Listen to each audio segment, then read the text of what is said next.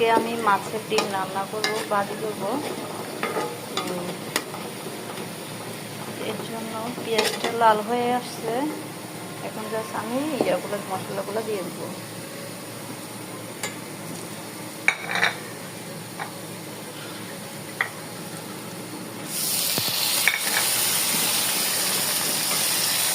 আমি একটু পানি দিয়ে দিলাম, কষিয়ে নেব।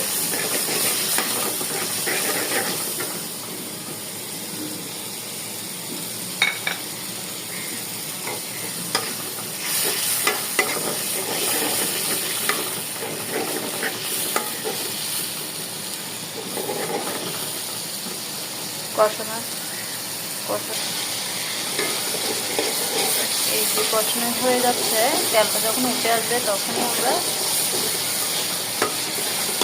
ডিমগুলো দিয়ে দিব। মাছের তেলগুলো উঠে আসছে, এখন কষানো হয়ে গেছে। আমি মাছের ডিমগুলো দিয়ে দিব। আবার তারপর লাল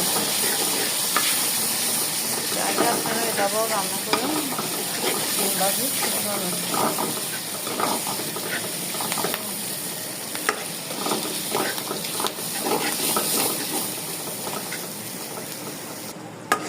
আমি একটু পানি দিয়ে এটাকে ভালো করে ফুটানোর পরে